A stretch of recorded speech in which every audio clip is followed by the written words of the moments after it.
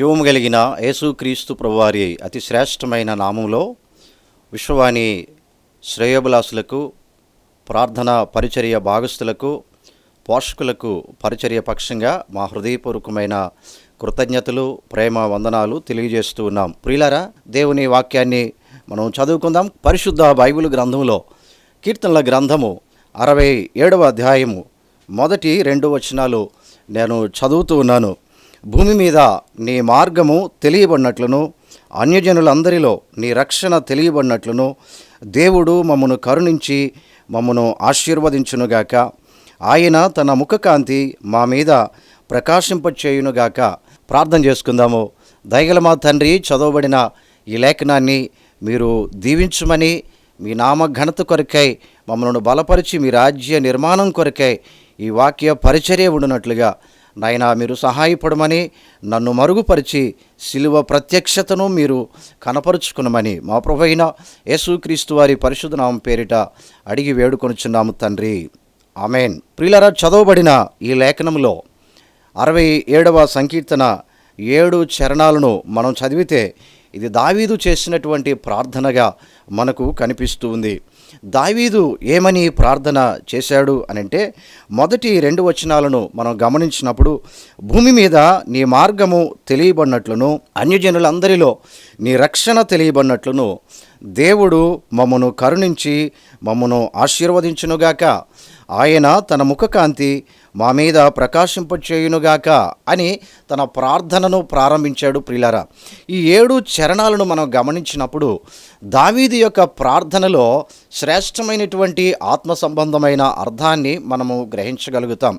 అర్థవంతమైనటువంటి ప్రార్థన దావీదు చేస్తూ ఉన్నట్టుగా మనం చూస్తూ ఉన్నాం.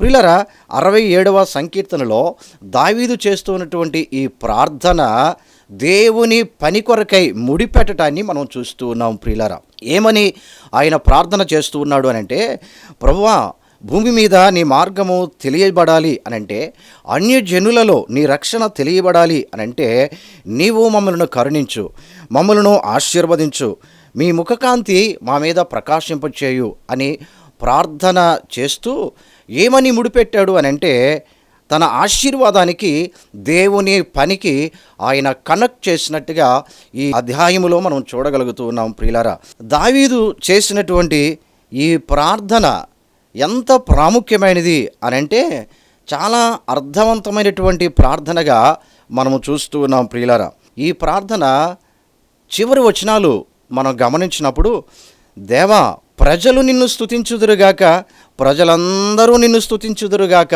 అని చెప్పి, భూమి దాని ఫలములిచ్చును, దేవుడు మా దేవుడు మమ్మను ఆశీర్వదించును, దేవుడు మమ్మను దీవించును అని ప్రార్థన చేస్తూ చివరి వచనంలో అన్నాడు, 7వ చరణంలో, బూదిగంత నివాసులందరూ ఆయన యందు భయభక్తులు నిలుపుదురు. ప్రియులారా, దావీదు యొక్క ఆశీర్వాదానికి, దావీదు యొక్క అభివృద్ధికి, దావీదు వర్ధిల్లిన కొలది ఏం జరగాలని దావీదు కోరుకుంటూ ఉన్నాడనంటే, ప్రభువు పని జరగాలి అని కోరుకుంటూ ఉన్నాడు. దేవుని రాజ్య నిర్మాణము వ్యాప్తి జరగాలి అని కోరుకుంటూ ఉన్నాడు.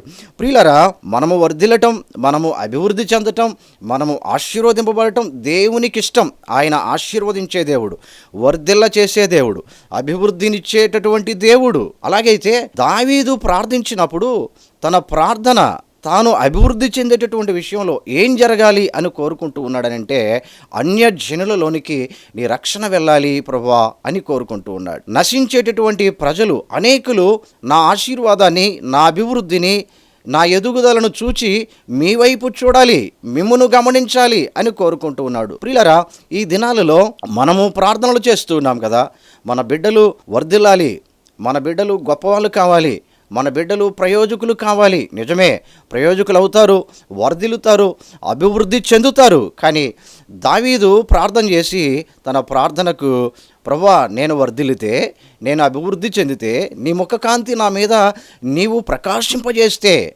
ప్రజలందరూ కూడా సంతోషిస్తారు నన్ను చూసి, మీ నామము అన్యజనులలో ప్రకటింపబడుతూ ఉంది, నీ రక్షణ అనేకులకు తెలియజేయబడుతూ ఉంది అని చెబుతూ ఉన్నాడు ప్రియులారా. నిజమే కదా. ఈ దినాలలో మన యొక్క ప్రార్థన ఎలా ఉన్నది అని మనం ఒకసారి జ్ఞాపకం చేసుకోవాలి. మన ప్రార్థనలో దేవుని పనికి మనము కనెక్ట్ చేస్తూ ఉన్నామా, లేదా ప్రభువా నాకు సహాయం చేయు, నన్ను దీవించు, నన్ను వర్ధిల్ల చేయు, నన్ను అభివృద్ధి చేయు, నా బిడ్డలను దీవించు, నాకు అది కావాలి ఇది కావాలని ప్రార్థన చేయటమేనా? లేకపోతే మనము వర్ధిల్లిన కొలది దీవించని కొలది ప్రభువా నేను నీ పనికి ఉపయోగపడాలి, నీ రక్షణ అనేకులకు తెలియజేయబడాలి అని మన ప్రార్థనలో మనము జోడించి ప్రభువు పాదాలు పట్టుకుంటూ ఉన్నామా? ప్రియులారా, జ్ఞాపకం చేసుకోవాలి. ఒక విషయాన్ని నేను మీకు జ్ఞాపకం చేస్తాను. పెద్దలు ఏమంటూ ఉన్నారు అని అంటే, మనము అభివృద్ధి చెందినప్పుడు, మనము దీవించబడినప్పుడు, వర్ధిల్లినప్పుడు ప్రియులారా, మనకు కలిగినవన్నీ కూడా ప్రభువు పనికే మనము వాటిని అర్పించాలి అనే విషయాన్ని చెబుతారు. మనకుండేటటువంటి సమయం కదా, 3T అనేటటువంటి ఒక సూత్రాన్ని మనం గమనించినప్పుడు, మొదటిగా టైం, మనకుండేటటువంటి సమయాన్ని ప్రభువు పనికై మనము వెచ్చించాలి అనే విషయాన్ని మనం జ్ఞాపకం చేసుకోవాలి. రెండవది, మనకుండేటటువంటి టాలెంట్స్, అనగా మనకుండేటటువంటి అర్హతలు ఏమైతే ఉన్నాయో అవన్నీ కూడా ప్రభు పనికై మనం ఉపయోగించే వారముగా ఉండాలి. మూడవది, మనకుండేటటువంటి ట్రెజర్, మనకుండేటటువంటి ధనం, అది ప్రభువు ఇచ్చినది, ప్రభువు పని కొరకై మనం ఉపయోగించవలసినటువంటి వారమై ఉన్నాం. ప్రియులారా, మనం జ్ఞాపకం చేసుకోవాలి, ఎంతవరకు మన ప్రార్థనలో మనము ప్రభువుని అడుగుతూ ప్రభువా నన్ను దీవించు, నన్ను ఆశీర్వదించు అని చెబుతూ, నన్ను దీవించి, నన్ను ఆశీర్వదించి, నన్ను కరుణిస్తే నీ పని జరుగుతూ ఉంది, రక్షణ అనేకులకు తెలియజేయబడుతూ ఉంది అనే విషయాన్ని మనము జ్ఞాపకం చేసుకుంటూ ఉన్నాం. ప్రియులారా, విశ్వాని ద్వారా జరుగుతున్నటువంటి శ్రేష్టమైన పరిచర్య మీ అందరికీ తెలిసిందే. మారుమూల ప్రాంతాలు ఇదివరకు దున్నని బీడు భూములను దున్నండి, హోషేయ గ్రంథము 10వ అధ్యాయం 12వ వచనంలో వ్రాయబడినటువంటి లేఖనాన్ని మనం గమనించినప్పుడు, సువార్త ఎరుగని హృదయమే ఒక బీడు భూమిగా కనిపిస్తూ ఉంది. అలాగైతే ఆ బీడు భూమిని దున్నాలి అని అంటే ప్రియులారా, వాక్యం అనే విత్తనాన్ని వారి హృదయంలో నాటాలి. ఎవరు వెళ్ళి వాక్యం అనే విత్తనాన్ని వారికి నాటుతారు? ఎవరు వెళ్ళి ప్రభువు ప్రేమను వారికి ప్రకటిస్తారు? ఎవరు వెళ్ళి శిలువ సందేశాన్ని వారికి వివరిస్తారు? ప్రియులారా, అందుకే అపోస్తలుడు పౌలు గారు ఏమన్నాడు అని అంటే, పంపబడని ఎడల వారిట్లు వెళ్ళి ప్రకటిస్తారు, వినని వారికి వాళ్ళిట్లు ప్రార్థన చేస్తారు అని చెప్పాడు. ప్రియులారా, కాబట్టి ఎవరైనా ఒకరు పంపకపోతే, ఎవరైనా ఒకరు ప్రార్థన చేయకపోతే అన్యజనుల్లోనికి రక్షణ వెళ్ళటం అసాధ్యము. ప్రియులారా, ప్రభువు మనలను వాడుకొని తన రాజ్య నిర్మాణాన్ని ఆయన కొనసాగిస్తాడు. కాబట్టి ఈ ప్రత్యేకమైనటువంటి సమయంలో ఒక దినం రాబోతూ ఉంది. దావీదు చేసినటువంటి ప్రార్థన ఒక దినాన నెరవేర్చబడుతూ ఉంది, సంపూర్ణము చేయబడుతూ ఉంది. యెషయా గ్రంథము 2వ అధ్యాయం 2వ వచనంలో మనం గమనించినప్పుడు ఈ ప్రార్థన సంపూర్ణంగా నెరవేర్చబడేటటువంటి ఒక దినము వచ్చును అని అక్కడ వ్రాయబడింది.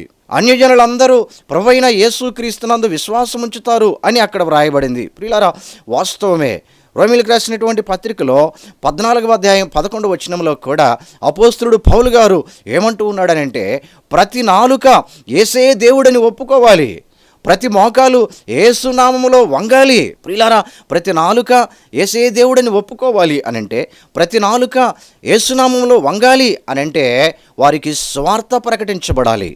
విశ్వాని ద్వారా జరుగుతూ ఉన్న ఈ పరిచర్య బహుశ్రేష్టమైనది. ప్రియులారా, ఇది మిషనరీ పరిచర్య. ఈ పరిచర్యకు పోటీ లేదు. ఈ పరిచర్య ఎక్కడ అవసరత ఉందో అక్కడకు సేవకులు వెళ్ళి సువార్తను ప్రకటించేటటువంటి పరిచర్య. ఈ సాయంకాల వేళ ప్రత్యేకంగా మీకు మనవి చేస్తూ ఉన్నాము. విశ్వాని పరిచర్య పక్షంగా మీ ప్రార్థనకు ప్రభువు పనికి సంబంధాన్ని కలపండి, మీరు వర్ధిల్లుతారు. మీ అభివృద్ధికి ప్రభువు పనికి సంబంధాన్ని కలిపి ప్రార్థన చేయండి, ఆశీర్వదింపబడతారు. ప్రభు అలాగున మిమ్మలను మీ పిల్లలను తరతరాలకు వర్ధిల్ల చేయునుగాక అని మేము ప్రార్థన చేస్తూ ఉన్నాము. ప్రియులారా, యెషయా గ్రంథములో 2వ అధ్యాయము 2వ వచనం, అంత్యదినములలో పర్వతములపైన యెహోవా మందిర పర్వత శిఖరమున స్థిరపరచబడి కొండల కంటే ఎత్తుగా చేయబడును. ప్రవాహము వచ్చినట్లు సమస్త అన్యజనులు దానిలోనికి వచ్చెదరు. ఆ కాలమున సియోనులో నుండి ధర్మశాస్త్రము, యెరూషలేము నుండి యెహోవా వాక్కు బయలువెళ్ళెను.